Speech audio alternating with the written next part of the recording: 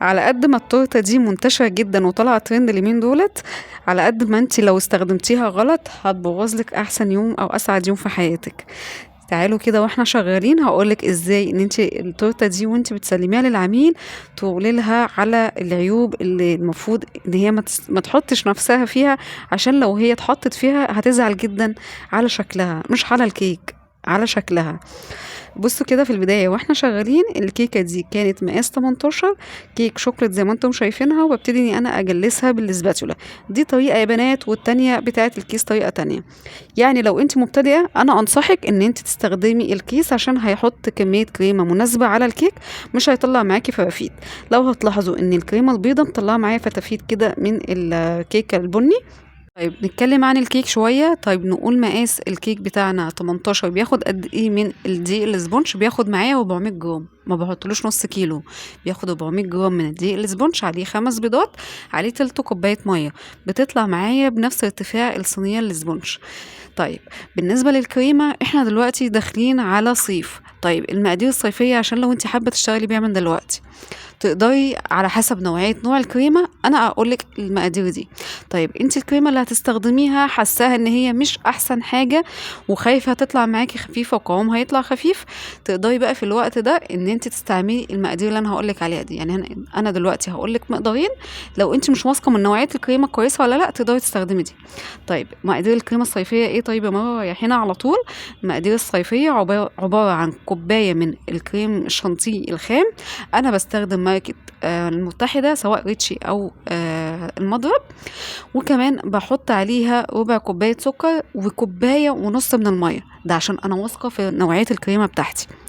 طبعا كالعادة انتوا عارفين ان احنا بندوب السكر في المية وبعد كده بنضيف الكريمة، والمية لازم تكون سقعانة متلجة. طيب والسكر لازم يكون حبيبات، ما يكونش بودرة خالص. طيب نرجع بقى، لو انا مش واثقه في نوعيه الكريمه واول مره استخدمها ومش عارفه هتديني التست اللي انا عايزاه ولا لا، هقولك بقى في المرحله دي تقدري تستخدمي كوبايه من الميه قصاد كوبايه كريمه. دي هتطلع معاكي مقادير متماسكه جدا جدا جدا. لو انتي مستخدمه نوعيه كريمه يعني شعبيه هتطلع معاكي المقادير كويسه جدا جدا جدا. فعشان كده انا بقولك انا بستخدم مثلا المتحده واثقه فيها وواثقه من الجوده بتاعتها، فبستخدم كوبايه ونص ميه على كوبايه كريمه. فدي المقادير، يا رب برضو اكون قدرت افيدكم فيها، وان شاء الله باذن الله نعمل فيديوهات مفصله زي ما قلت لكم. بس انا نزلت البوست اللي فات بعد ما طلعت لايف وقلت ان انا حابه اعرف رايكم، احنا حابين اكتر وقت ننزل فيه فيديو بحيث ان هو يكون فيه اكبر عدد من المشاهده واكبر عدد من التفاعل. بصراحة ما لقيتش حد رد عليا، فالموضوع طبعا خلاني طب انزل ولا لا، طب ما نزلش مفيش حد مهتم، طب منين مفيش حد مهتم، والاقي كمية رسائل عندي كبيرة جدا.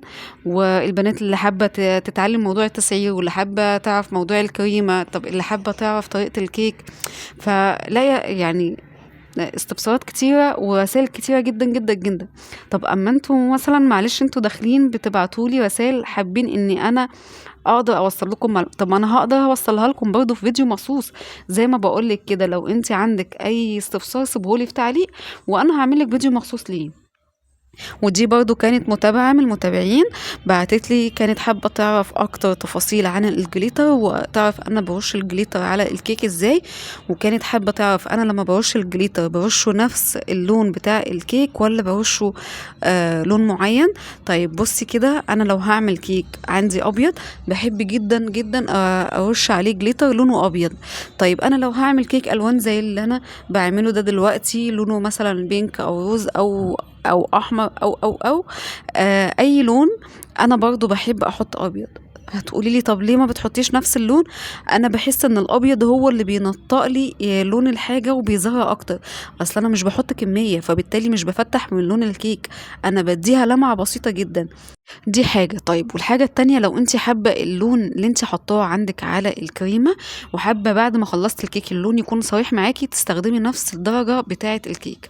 طيب انا هنا مستخدمة لون فوشيا او لون بينك او لون روز، هستخدم نفس الدرجة بتاعتها. عندي احمر على فكرة، لو انا برضو بعمل تورته لونها احمر بستخدم الاحمر حاجات بسيطة. طب انا بنفخ بقى كده الجليتر ازاي؟ هل ده رشاش؟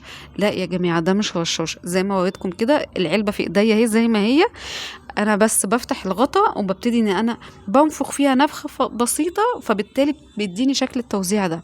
طب والاهم بقى ما اكونش مشغلة معايا بقى المروحة ولا اي تيار هوا، عشان كل اللي انا هنفخه ده هيطير عليا انا. زي ما بقول لكم كده، صاحبة التورته لازم تبقي معرفاها وانتي بتحتفلي بالكيك بتاعتك، وحابة بقى في اللقطة اللي هي هتنفخوا فيها عشان الجليتر يبان زي ما هتشوفوا في الفيديو ده كده، ما ينفعش يكون شغال معاكي مروحة او جنبك مروحة، لان هتلاقي كل الجليتر اللي انت نفختيه ده جه على وشك انتي، وهتحسي بقى ساعتها بموقف محرج جدا. يعني كده اللي انا حابة اوصله ان انا ما بستخدمش جهاز رش، انا بستخدم العلبة بفتحها وببتدي انفخ فيها، بتديني الشكل والافكت ده. طيب بالنسبة لعجينة السكر، هل احنا بنرش عليها مية عشان بعد كده نلزق عليها الجليتر، ولا هل احنا بنعملها ازاي؟ عشان هي برضو سألتني وقالت لي ان هي شافت عندي تورته عجينة سكر ميك اب ارتست عليها جليتر. الجليتر ده انا عاملاه ازاي؟ برضو بنفخ عليها بنفس الايفكت اللي انا بعمله على الكريمة، بدون اي اضافة مية. المية يا بنات تسيح معاكي العجينة، اوعي ترشي مية على عجينة السكر. عايزة عجينة السكر تبقى بتلمع من غير جليتر، تقدري تستخدمي جهاز بخار او تقدري تستخدمي المكوة زي ما انا عملت معاكم قبل كده، وتوفري موضوع الجهاز البخار لان طبعا بيبقى سعره غالي شوية. يا رب يكون فيديو النهارده عجبكم، ولو عجبكم كالعادة ما تنسونيش بقى في اللايك والشير، واشوفكم فيديو جديد. باي باي.